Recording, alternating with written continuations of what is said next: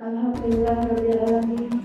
Waalaikumsalam warahmatullahi wabarakatuh. Wassalamualaikum warahmatullahi wabarakatuh. Sayyidina Muhammadin wa ala alihi wa sahbihi. Yang saya hormati Bapak Kristianto Widodo selaku Kepala SD Desa Kaliandu. Yang saya hormati Bapak Ibu Dewan Guru SD Desa Kaliandu.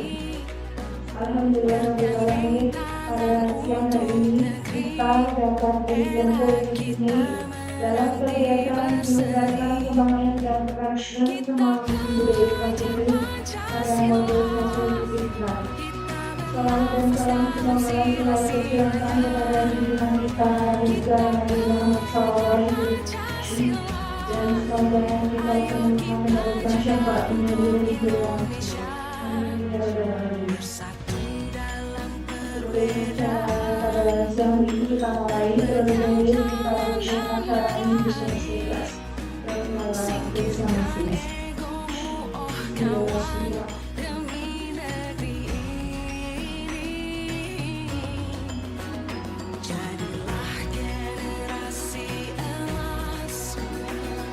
Kemudian sambutan dari Bapak Kepala Sekolah Hasil 1 Kaliandu kepada Bapak Kristianto Widodo Desa Bersama.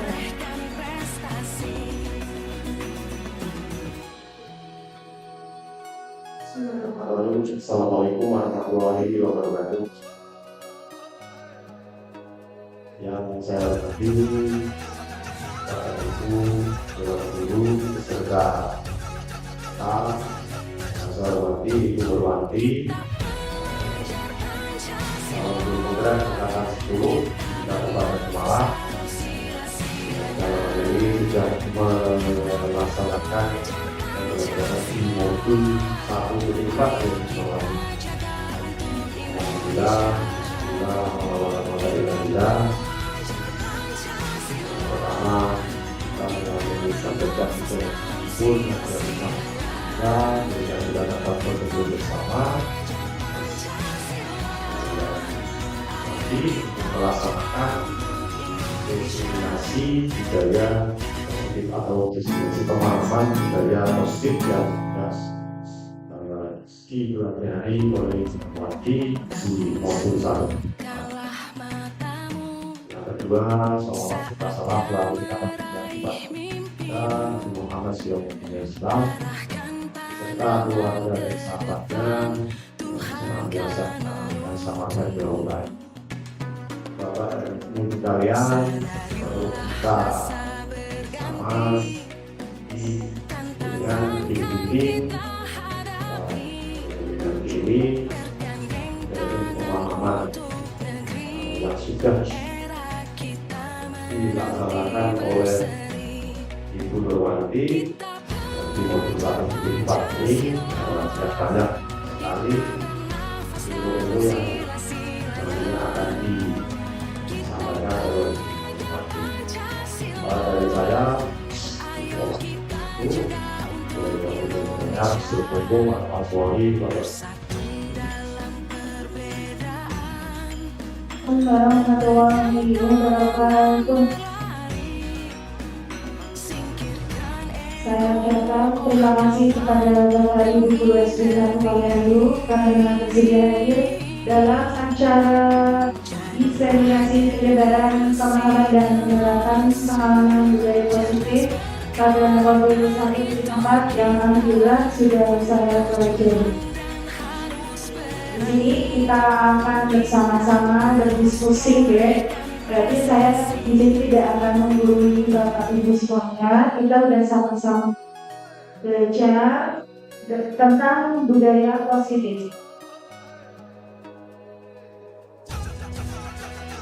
Nah, karena waktunya sudah siang, biar kita semua tidak tegang, otot-ototnya tidak kaku, kita bersama-sama fresh dulu biar lebih fresh dan tetap bersemangat.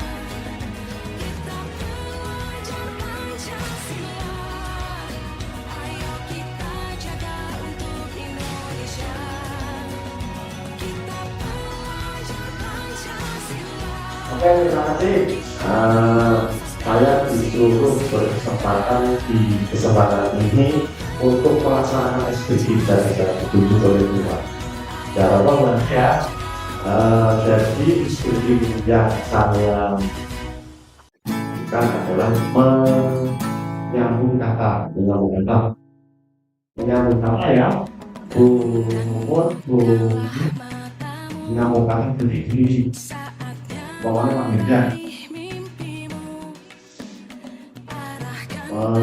katanya apa? Rumah menyambung alam. Boleh berdiri kata.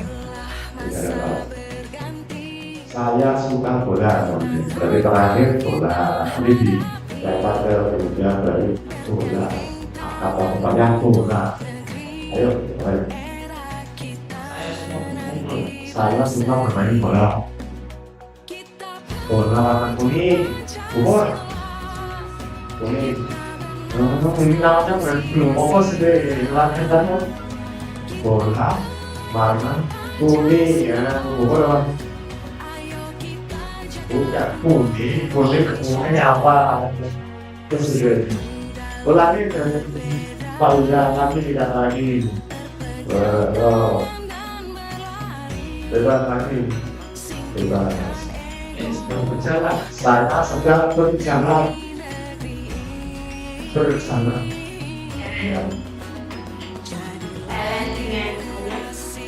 Benar, benar. Aku, yang tuh, awak kurang makan, baik kendaraan siapa? Kita katanya ada aku lagi makan apa?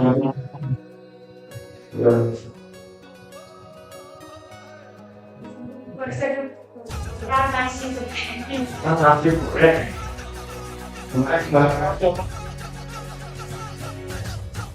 Goreng. Kesannya goreng.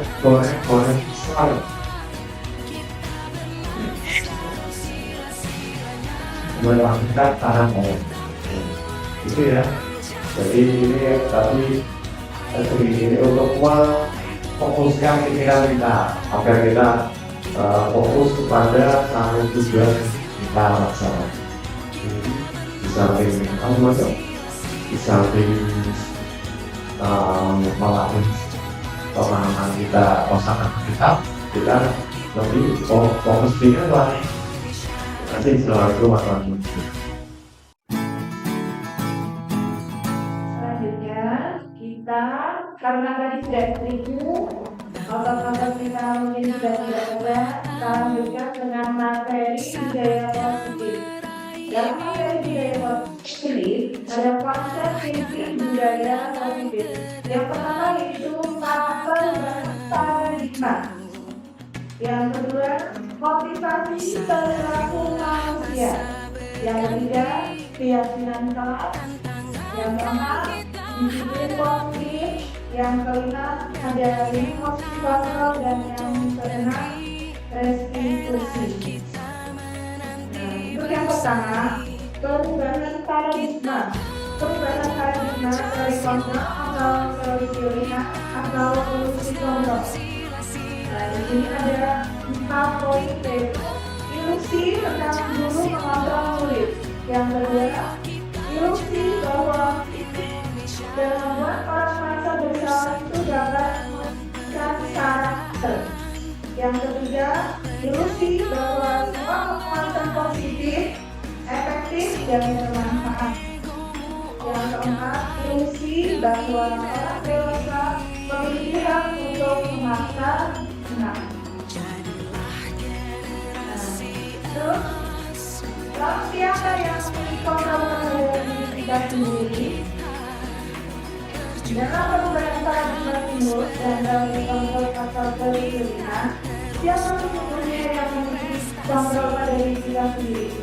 Dan dalam stimulus kontrol, kita coba mengubah orang agar berpandang sama dengan kita. Jadi kita memaksakan kehendak orang agar sama dengan kita.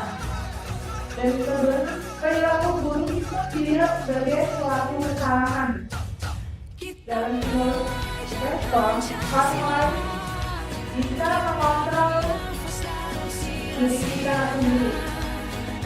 Dalam stimulus kontrol juga saya bisa mengontrol orang lain. Selanjutnya dari stimulus kontrol pemaksaan ada pada saat hubungan gagal. Dan model pemikiran dalam stimulus respon jadi model bersifat berpikir menang dan kalah. Dalam cara kontrol, kita berusaha memahami pandangan orang terhadap dunia. Sedang semua perilaku juga memiliki tujuan. Dalam kontrol, hanya Anda yang bisa mengontrol diri Anda sendiri. Dalam kontrol juga, Anda tidak bisa mengontrol diri sendiri. Kita yang sendiri itu tidak bisa mengontrol orang lain. Kolaborasi dan konsensus juga menciptakan pilihan-pilihan dan model dalam teori kontrol yaitu model berpikir menang dan menang. Jadi, yang memiliki kontrol terhadap diri kita sendiri yaitu diri kita, bukan orang lain ya. Kita juga sering mendengar kata disiplin. Mungkin terdengar dari kata disiplin yang berasal dari kata jadi disiplin yang artinya belajar. Makna asal dari kata ini berkorelasi dengan disiplin diri dan untuk pengaruh dan patuh. Disiplin diri membuat orang menggali potensinya menuju sebuah tujuan dan apa yang dia pelajari. Namun, biasanya dalam kemudian kita, makna kata disiplin telah merubah menjadi sesuatu yang dilakukan pada orang lain untuk mendapatkan kepatuhan. Kecenderungan ini adalah menghubungkan kata disiplin dengan kesadaran, bukan dengan kita untuk menghargai atau menciptakan suatu tujuan yang mulia. Biasanya, disiplin itu untuk menghindari dari sebuah hukuman. Selanjutnya, dalam budaya atau disiplin positif itu, jika kita mengatakan suatu kata disiplin, maka yang ada di kata disiplin itu bukan kepatuhan menjalankan sebuah tujuan, tetapi menggali potensi untuk mencapai tujuan yang mulia. Apa tujuan mulia untuk kita di seluruh Indonesia? Jadi sekarang boleh kita nanti. Nah, tujuannya adalah kita adalah untuk memiliki nilai-nilai universal, yaitu nilai-nilai atau karakter pada profil pelajar Pancasila. Mungkin Bapak Ibu di sini sudah tahu nominasi yang ada pada profil pelajar Pancasila. Yang pertama apa ya Bapak ya?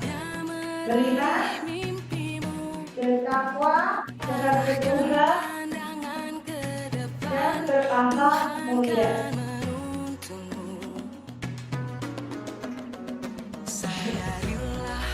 Yang kedua,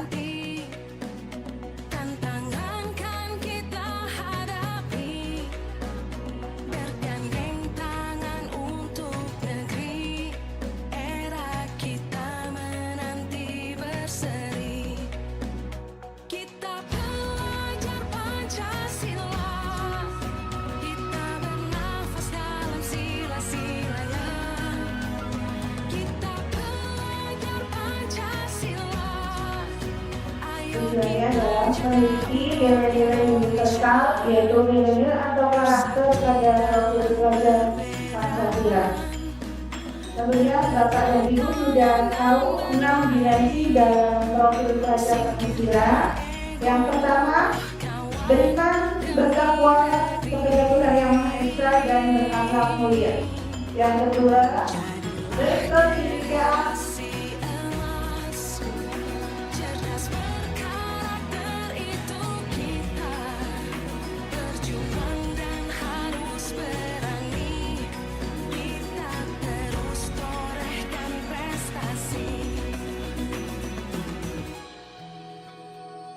tujuannya adalah memiliki nilai-nilai universal, yaitu nilai-nilai atau karakter pada profil pelajar Pancasila.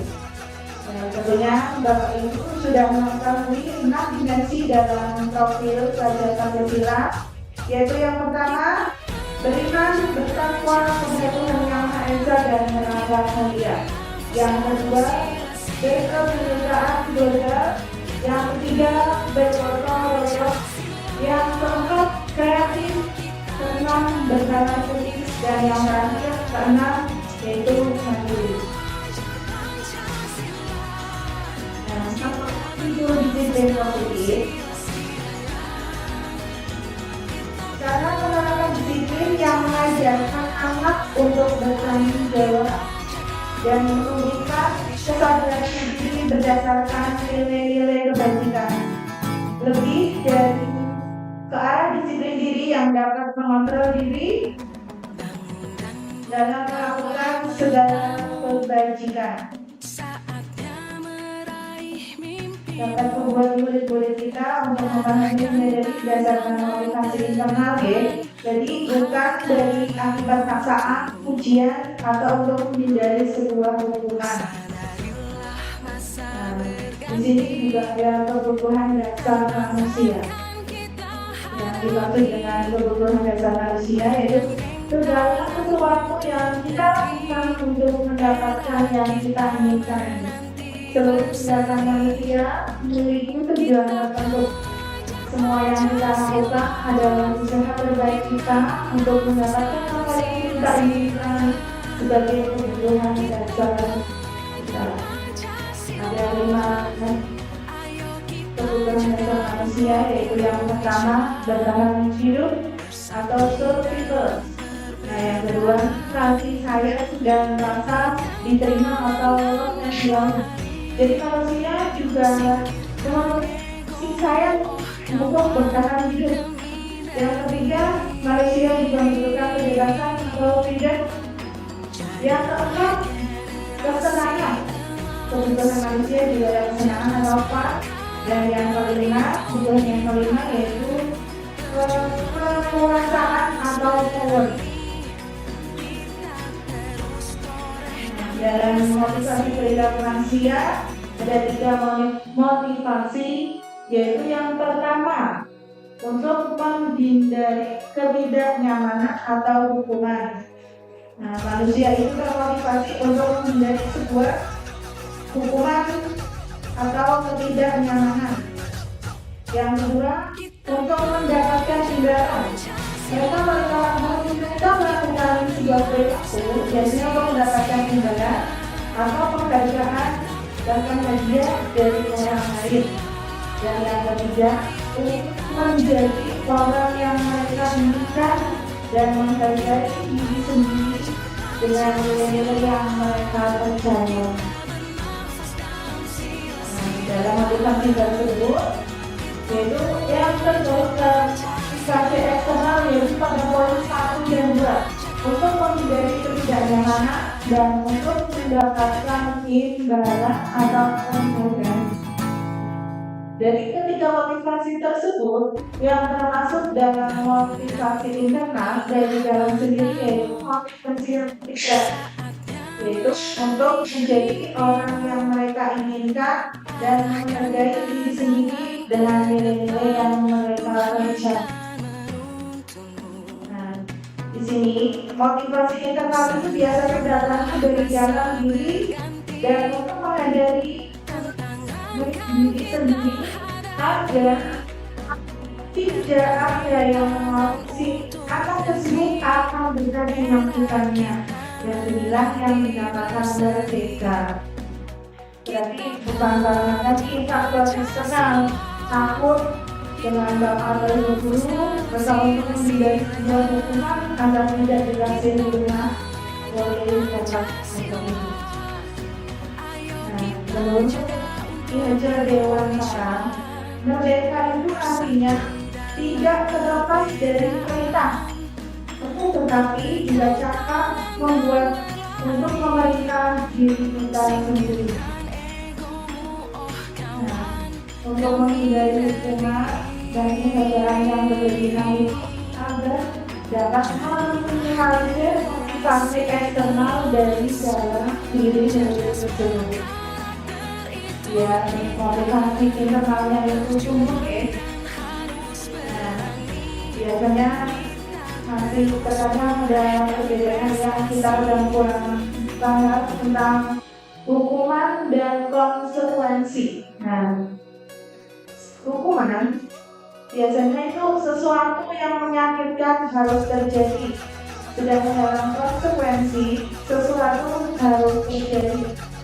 Biasanya hukuman akan membuat anak menjadi sakit, baik fisik maupun hati untuk jangka waktu yang lama, sedangkan dalam konsekuensi membuat anak merasa tidak nyaman dalam jangka yang pendek. Dalam hukuman anak itu terkadang malah membentuk sebuah kedisiplinan, sedangkan dalam konsekuensi anak akan terjadi disiplin. Hukuman juga terlihat sebuah paksaan bagi anak, dan dalam konsekuensi anak itu bebas stimulus tanpa landasan. Dalam hukuman, anak mendorong anak menyakiti diri sendiri, sedangkan dalam versi mendorong anak agar mudah untuk menyesuaikan diri. Hukuman juga menjadi konsep diri yang buruk, sedangkan dalam konsekuensi konsep diri yang baik. Dalam hukuman, anak akan belajar untuk menyembunyikan kesalahannya. Selanjutnya di sini, anak akan jujur. Maka yang telah mereka lakukan kesalahannya akan selalu mereka sembunyikan. Sedangkan konsekuensi, anak belajar untuk mematuhi sebuah peraturan.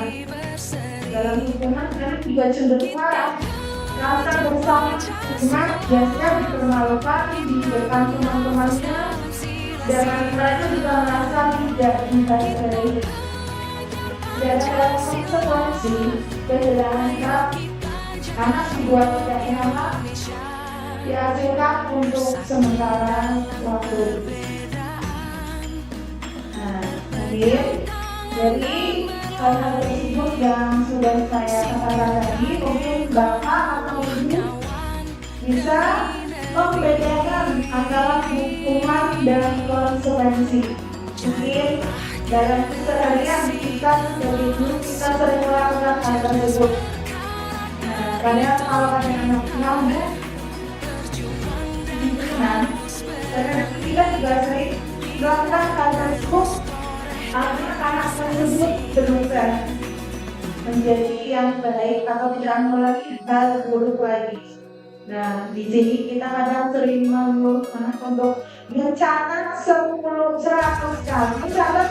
kali di dalam buku dengan kalimat saya tidak akan terlambat lagi karena anak tersebut terlambat datang ke sekolah. Menurut Bapak dan Ibu, ini adalah sebuah hukuman atau konsekuensi.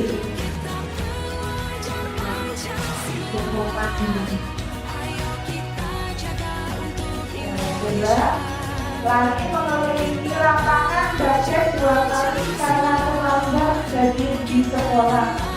Terus di rumah.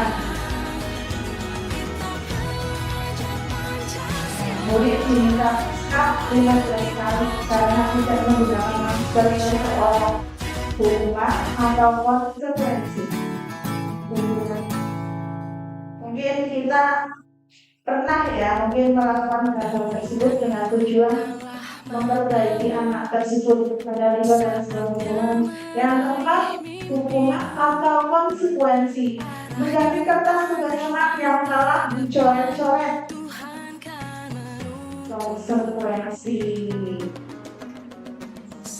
Hukuman atau konsekuensi membersihkan tumpahan air di meja karena tersenggol saat belajar. Biasanya anak kan lupa tidak ditutup botolnya sehingga tersenggol oleh tangan sepatu. Ini adalah hukuman atau konsekuensi.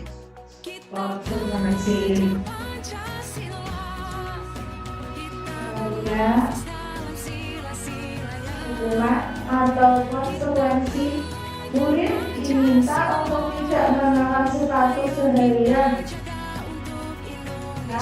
Mungkin tidak mengenakan sepatu berwarna hitam sesuai dengan peraturan dari sekolah. Ini adalah sebuah hukuman atau konsekuensi seperti ini. Hukuman. Mungkin anak kan dia juga menginginkan atau mempunyai sepatu selain warna hitam, ya. Biasanya anak pikir daripada sepatu itu tidak pernah dipakai atau karena mereka tergesa-gesa berangkat sehingga lupa mengenakan sepatu berwarna hitam. Yang ketujuh, hukuman atau konsekuensi. Kali mengelilingi lapangan basket 2 kali karena terlambat 10 menit pada pelajaran BJK. Di sini ada Bapak Guru BJK. Apakah Anda sering melakukan hal tersebut? Ini adalah sebuah hukuman atau konsekuensi. Hukuman. Gimana ini jawabannya? Wow, ternyata apa yang Bapak Ibu jawab tadi semuanya betul. Betul semuanya sudah. Mungkin bisa, mungkin kita aja menganggap itu hal yang wajar tadi. Sebenarnya untuk anak-anak SD terutama kelas itu tidak tentang kita itu pada pernah melakukan hal tersebut tadi yang di poin tadi yang untuk mencatat di buku tulis. Saya tidak akan mengulangi lagi.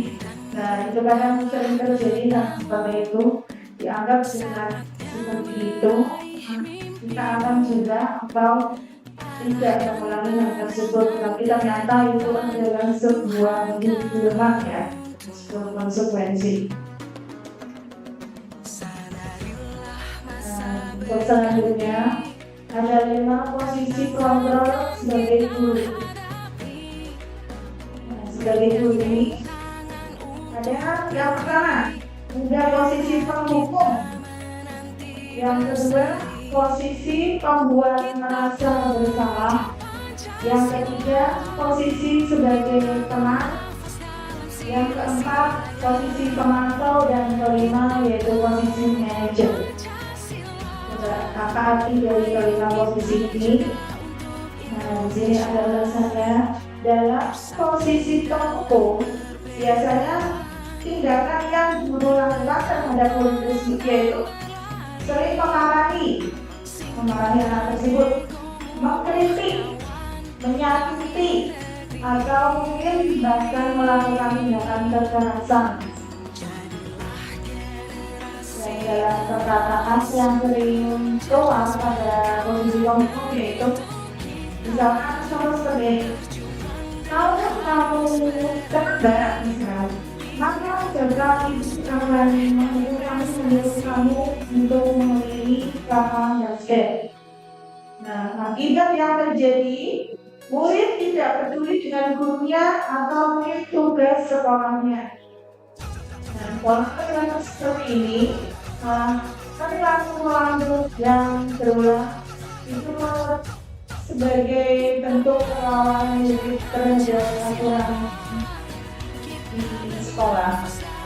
Motivasi yang berikutnya yaitu motivasi ekstrinsik. Posisi yang kedua yaitu posisi guru membuat rasa bersalah. Pada posisi ini biasanya tindakan yang dilakukan yaitu guru itu mendiam menghilangkan, mencelakai, atau membuat rasa bersalah. Biasanya perkataan yang keluar dari perkataan tersebut yaitu contohnya seperti ini. Bapak atau ibu kecewa sama kamu. Bagaimana kalau orang tua kamu seharusnya tahu. Hal seperti ini malah membuat anak merasa bodoh atau menjadi anak yang nakal. Pola perilaku yang terjadi, anak menjadi rendah diri, menjadi kurang percaya diri, cemas, dan khawatir salah. Motivasi yang berkembang yaitu motivasi ekstrinsik. Nah, untuk ini dari dua posisi ini biasanya untuk menghindari sebuah hukuman. Posisi kontrol seperti ini yaitu kontrol yang dari luar menjadi identitas yang gagal, biasanya menjadi gagal. Untuk posisi guru yang ketiga yaitu posisi sebagai teman. Tindakan yang dilakukan guru biasanya membuat memaklumi kesalahan anak tersebut. Biasanya perkataan yang dikatakan oleh bapak atau ibu guru, misalnya lakukan demi bapak atau ibu. Jadi kata-kata yang dikeluarkan itu memas.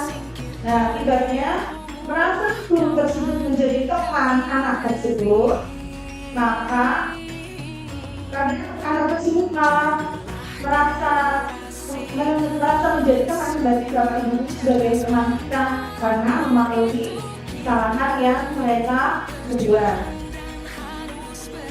Pola perilaku yang terjadi, anak tersebut menjadi lemas, tertekan, akhirnya ketergantungan dengan guru tersebut, cenderung menunggu. Terkadang anak juga merasa tergantungan dengan guru tersebut. Beda lagi kalau misalkan ganti dengan guru yang lain, mereka akan bersikap yang beda karena tergantung dengan guru tadi karena sebagai posisi teman. Motivasi yang berkembang itu motivasi ekstrinsik. Nah, dalam posisi guru yang tepat yaitu sebagai pengawas atau pemantau. Tindakannya biasanya itu memantau, mencatat, atau mengawasi anak tersebut. Perkataan yang biasa dikatakan oleh bapak ibu tersebut yaitu, kamu sudah tahu aturan kan? Kamu sudah tahu aturan yang ada di sekolah, nah kamu melanggarnya. Nah, akibatnya murid mempertanyakan konsekuensi perbuatannya. Pola perilaku yang terjadi yaitu berorientasi pada penjara dan hadiah, dan motivasi yang berkembang yaitu motivasi ekstrinsik. Nah, identitas dalam posisi teman dan pengawas di sini yaitu identitas yang berhasil atau sukses. Aku mengharapkan kembali tahu ketergantungan kepada orang lain. Sini juga termasuk motivasi ekstrinsik dalam mereka mengharapkan sebuah imbalan, penghargaan, ataupun ketergantungan terhadap bapak atau ibu. Nah, untuk yang posisi kelima yaitu posisi manajer. Pada posisi manajer ini adalah posisi untuk menghargai diri sendiri. Nah, tindakan yang dilakukan yaitu bertanya dan membuat kesepakatan. Nah, guru tersebut itu tidak langsung mengerti, memaklumi, tapi kembali lagi bertanya kepada anak tersebut dan membuat sebuah kesepakatan dengan sikap yang tidak marah-marah dan perkataan yang biasa dikatakan oleh bapak atau ibu. Contohnya seperti ini. Apa sebenarnya kamu? Kenapa kamu melakukan hal tersebut? Nah, tentunya kamu juga punya pesan, maka kamu terlambat. Nah, pertanyaan-pertanyaan seperti itu yang keluar dari bapak atau ibu. Akibatnya apa? Apa yang bisa saya lakukan untuk memperbaikinya? Jadi perkataan pertanyaan seperti itu, nah anak akan terdorong, oh apa yang saya lakukan dari salah. Nah bagaimana saya memperbaiki hal tersebut. Nah kalau perilaku yang terjadi yaitu akan timbul sebuah kedisiplinan dari dalam diri anak tersebut. Dengan pendekatan orang guru kepada siswanya, dengan bertanya tadi, dengan saran-saran dan kesepakatan yang sudah dibuat, maka akan timbul disiplin dari diri anak tersebut. Dan motivasi yang berkembang di sini adalah motivasi intrinsik, yaitu menghargai diri sendiri. Diharapkan kita sebagai seorang guru itu ada pada posisi manajer agar anak tersebut bisa termotivasi intrinsik atau menghargai dirinya sendiri. Nah, di sini ada pernyataan-pernyataan. Nah, mungkin dari tadi yang sudah saya katakan, mungkin Bapak Ibu Guru sudah paham. Yaitu misalkan ada pernyataan yaitu saya kecewa sekali dengan kamu.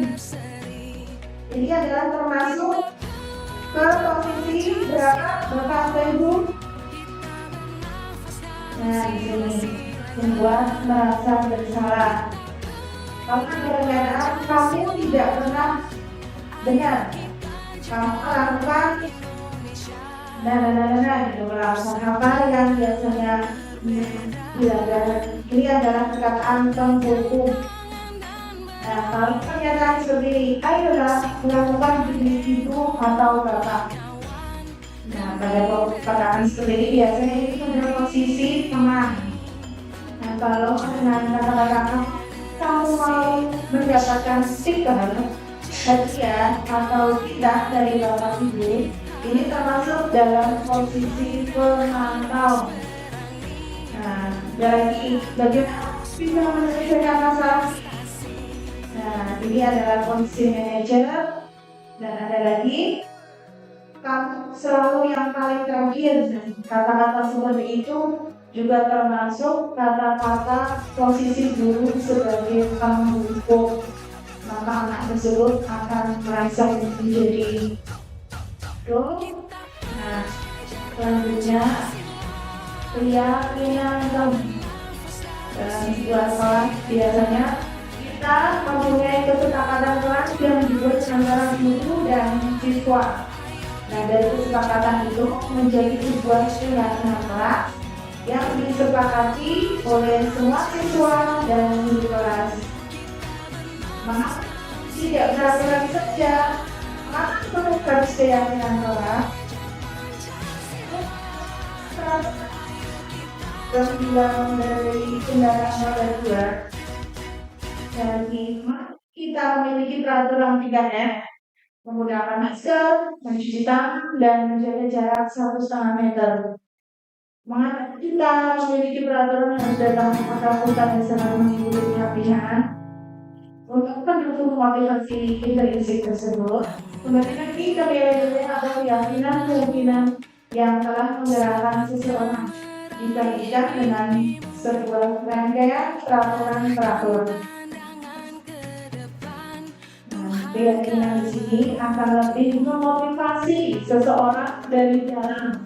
Memotivasi secara intrinsik, seseorang akan lebih tergerak dan bersemangat untuk menjalankan keyakinannya daripada yang sudah mengikuti serangkaian aturan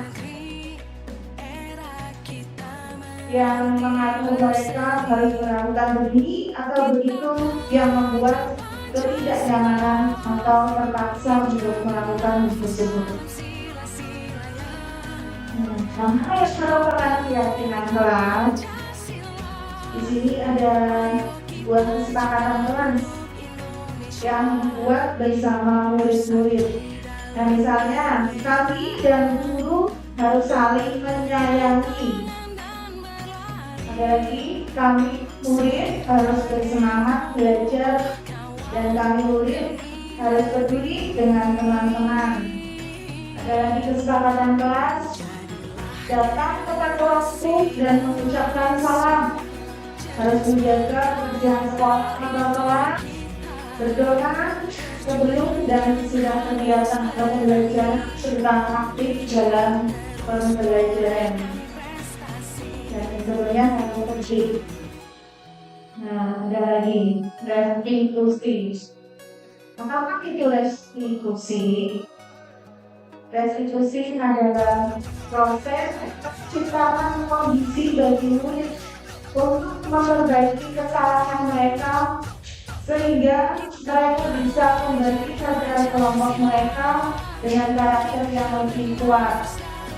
Nah, restitusi juga proses kolaboratif yang mengajarkan murid untuk mencari solusi untuk menyelesaikan masalah dan membantu murid berpikir tentang orang seperti apa yang mereka inginkan dan bagaimana mereka harus melakukan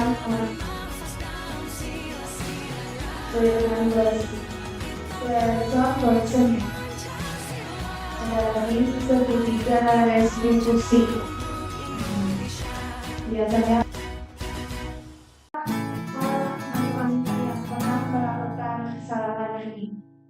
yang kedua, validasi kebutuhan. Nah, di sini kita beri kebutuhannya apa? Nah, biasanya kita bertanya dengan anak tersebut dengan pertanyaan, kamu tentu punya alasan mengapa kamu melakukan hal tersebut. Selanjutnya, pertanyaan kedua yaitu ada cara yang lebih efektif untuk mendapatkan hasil yang diinginkan. Bisa memproduksi. Selanjutnya menanyakan keyakinan. Menanyakan keyakinan itu yaitu menanyakan kesepakatan kelas yang biasanya sudah dibentuk atau disepakati antara guru dan murid-murid. Nilai-nilai apa yang telah disepakati dalam keyakinan kelas dan biasanya yang kamu sudah menjadi proses seperti apa? Dari pertanyaan-pertanyaan itu akan timbul motivasi intrinsik dari dalam motivasi. Dampak restitusi yaitu mengganti murid untuk dia menjadi positif dan memulihkan dirinya setelah berbuat kesalahan. Tujuannya yaitu menjadi orang yang menghargai nilai-nilai kebajikan yang mereka pelajari.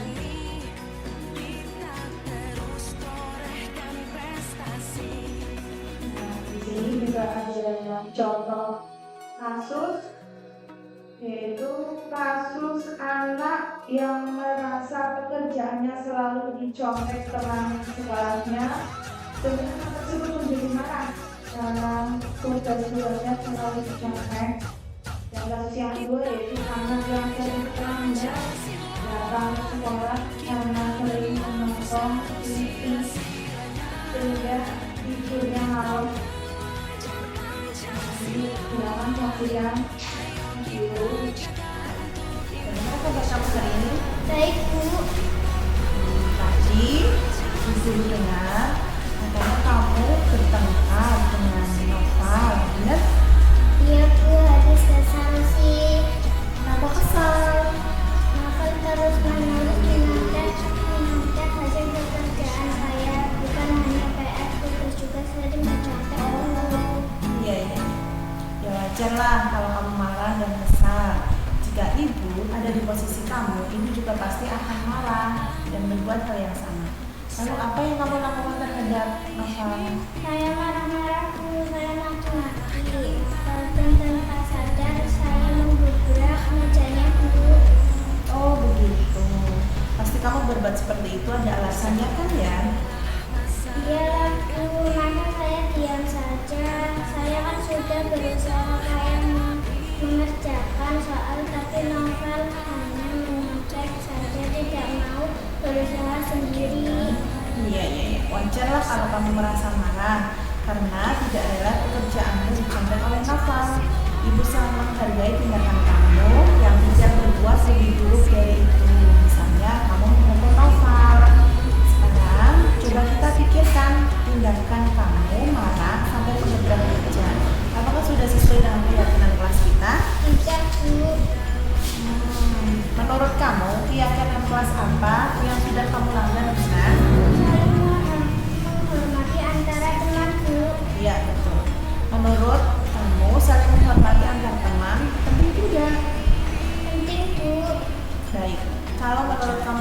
penting.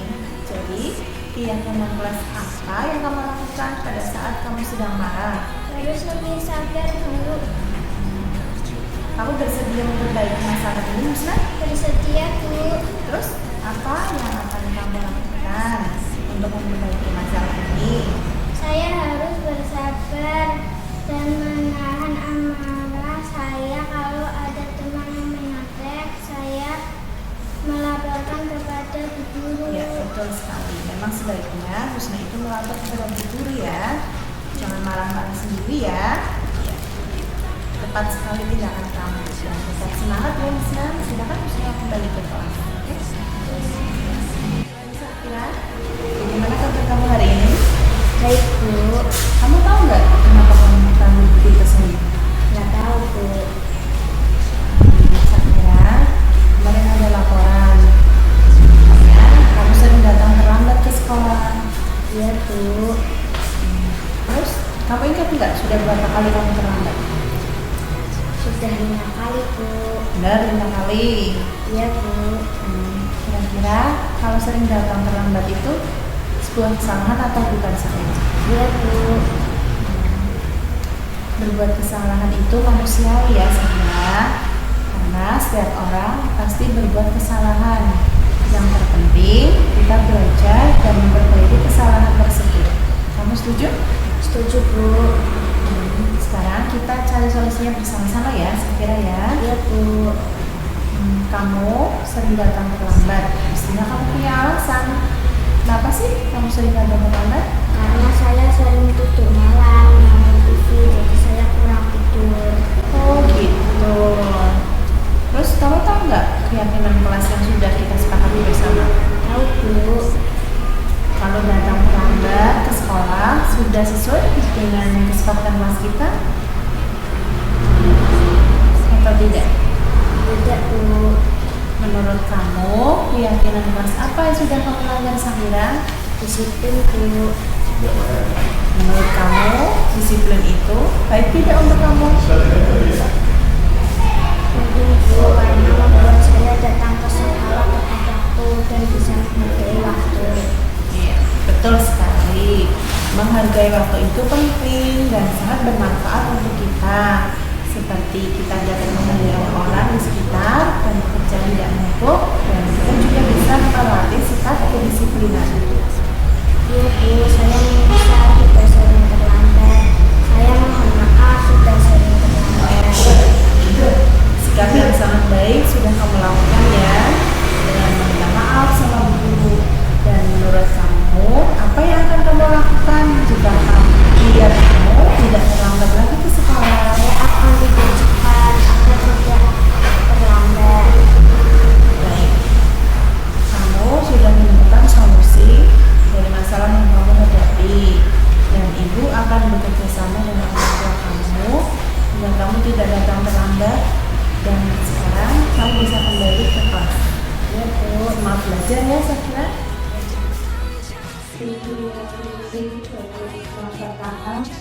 Revisi itu bukan untuk mendukung sebuah perjuangan, melainkan untuk belajar dari kesalahan itu.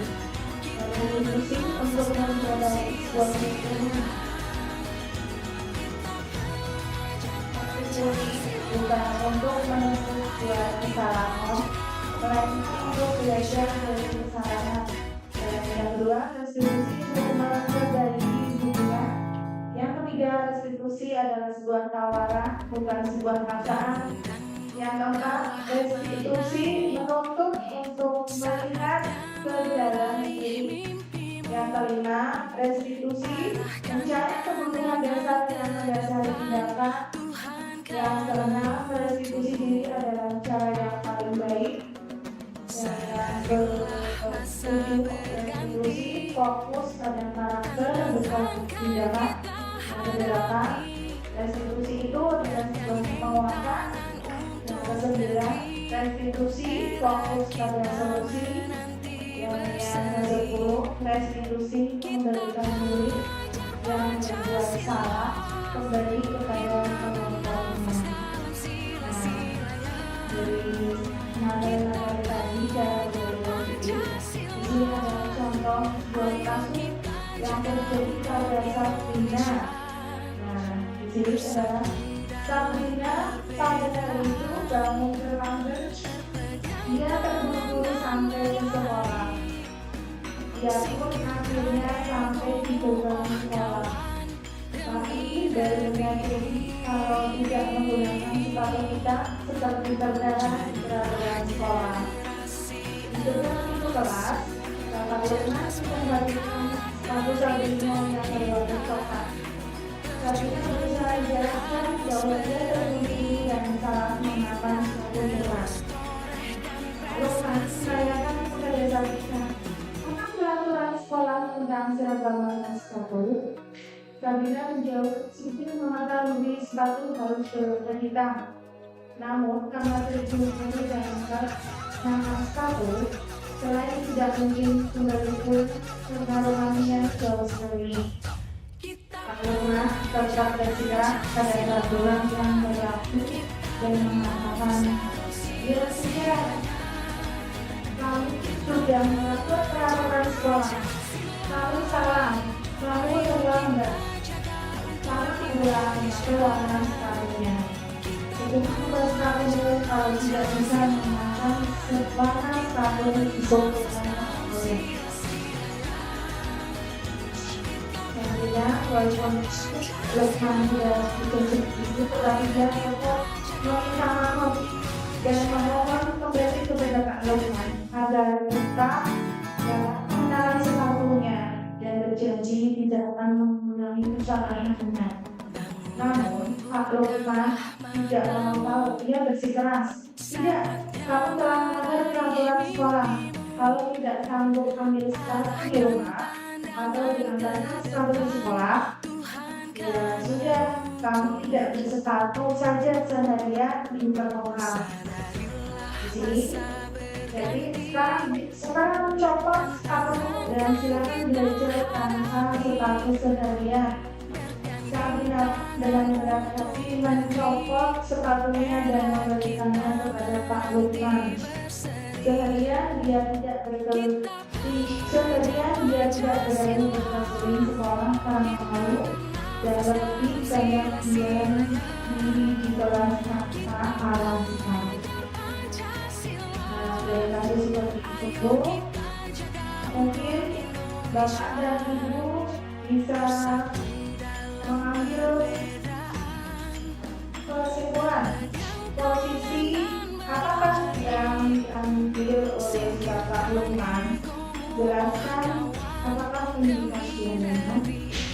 Nah, yang kedua, bila Bapak Lukman mengambil posisi apa yang akan didapatkan ada pertanyaan-pertanyaan seperti apakah yang akan diajukan ke Sabrina. Jelaskan.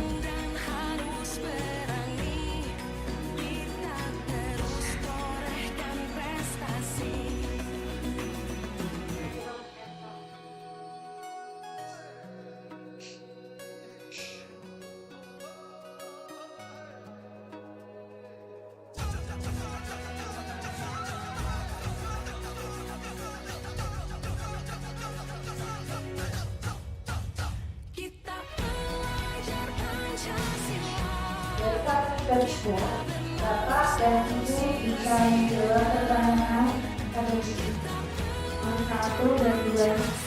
Bisa masuk posisi apa yang diambil oleh Pak Lukman. Sekarang saya akan berikan atas dulu menjawab.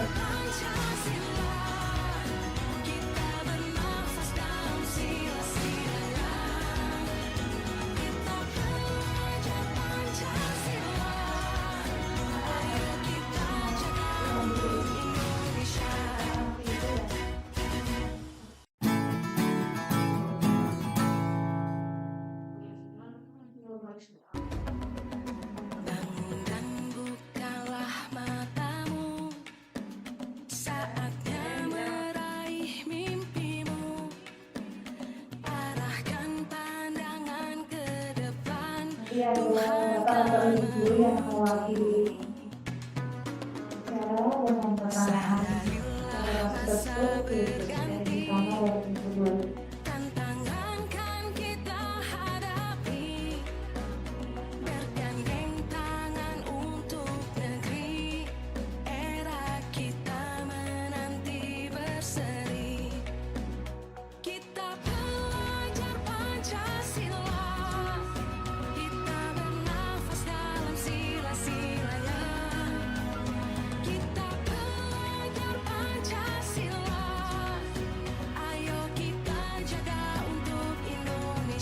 Saya mewakili menjalankan anggota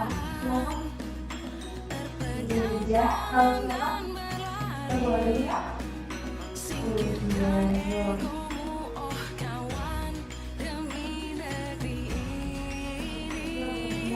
Ya, ini dari memang posisi yang diambil oleh Bapak itu posisinya karena menyuruh saya tetap disuruh keluar kalian belajar sehingga kalian tidak mau keluar tahu sama ini. Jadi rumah tidak menghiraukan walaupun misalnya dia mau minta maaf dan lain-lain, tapi tetap bersikeras dia peraturan sekolah yang menunjukkan tentang ini. Kasihan ya, akhirnya apa? Sebenarnya menjadi malu, tidak berani keluar rumah, dia tidak berani sendiri setelah tanpa mengenalkan sesuatu. Nah, selanjutnya untuk pertanyaan yang kedua, yaitu dulu apa dulu di posisi menjadi seorang manajer, apa yang akan dikatakannya? Bukan apa yang dijadikan sebagai dirinya. Seperti ini yang harusnya kita semua sebagai guru yaitu menjadi posisi sebuah manajernya. Dia siapa yang ingin mengajar? Manajer atau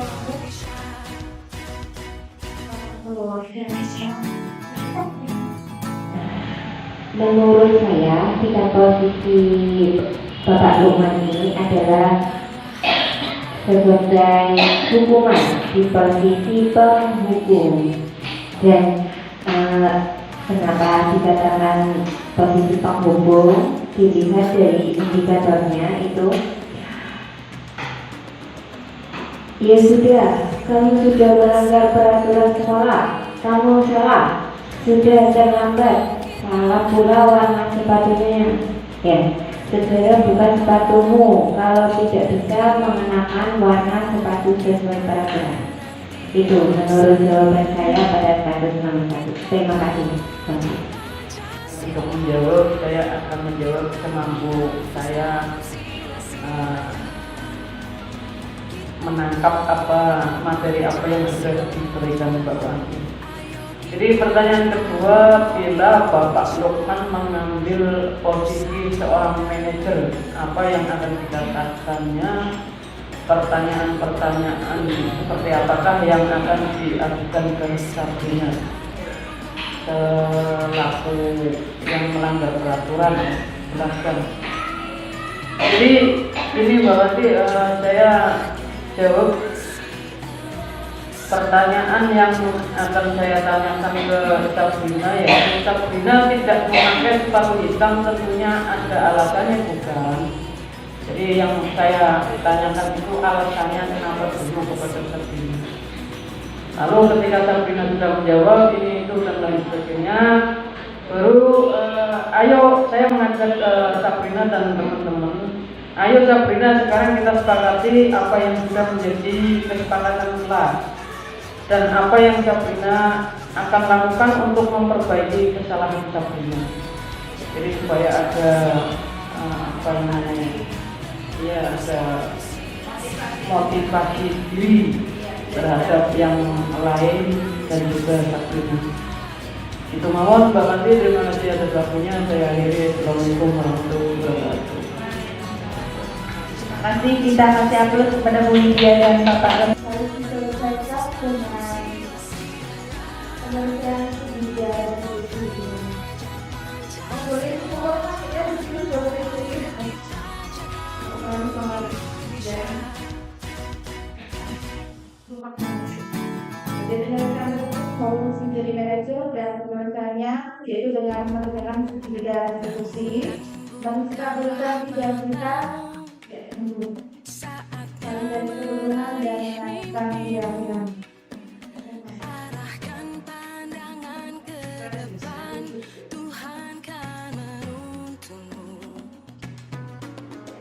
kita juga ini adalah beberapa pendapat yang ditulis oleh kelas ibu.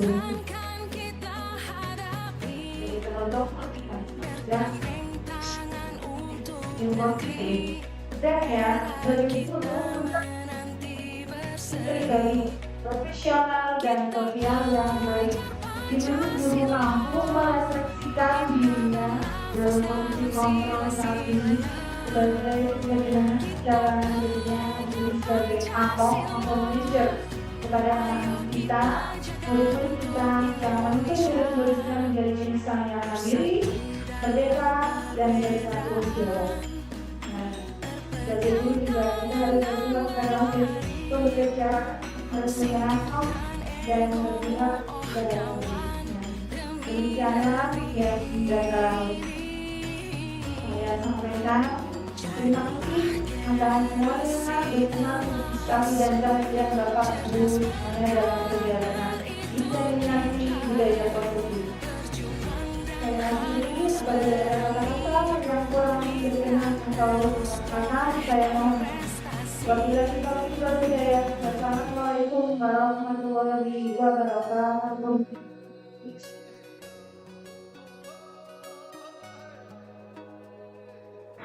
Assalamualaikum warahmatullahi wabarakatuh. Perkenalkan, nama saya Ibu Yuyun Dwi Susanti, SPD SD.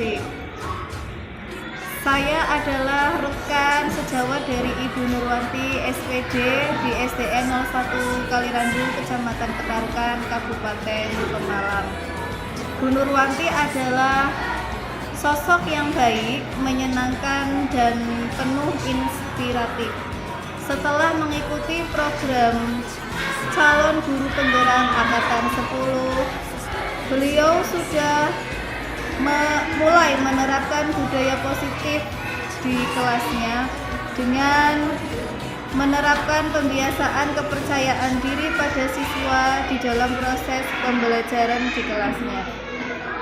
Bu Nurwanti juga sudah mulai menerapkan prakarsa, perubahan melalui alur bagja, melalui visi dan prakarsa perubahannya yang nantinya akan diterapkan di kelasnya. Semoga Ibu diberikan kesehatan dan kesuksesan dalam mengikuti program CGP Angkatan 10 agar nantinya hasilnya akan berdampak baik kepada anak didik di sekolah kami. Terima kasih, tetap semangat dan sukses selalu. Wassalamualaikum warahmatullahi wabarakatuh. Assalamualaikum warahmatullahi wabarakatuh. Nama saya Sakira. Terima kasih Bu Guru. Saya senang sekali diajar diskusi dengan Bu Guru untuk menemukan solusi yang saya lakukan. Saya tidak akan begadang lagi supaya tidak terlambat ke sekolah. Assalamualaikum warahmatullahi wabarakatuh. Nama saya Husna. Saya senang sekali diajak diskusi dengan guru untuk dapat mengendalikan diri dari amarah saya karena perilaku teman sekelas saya harus belajar bersabar dan menghormati teman-teman. Wassalamualaikum warahmatullahi wabarakatuh.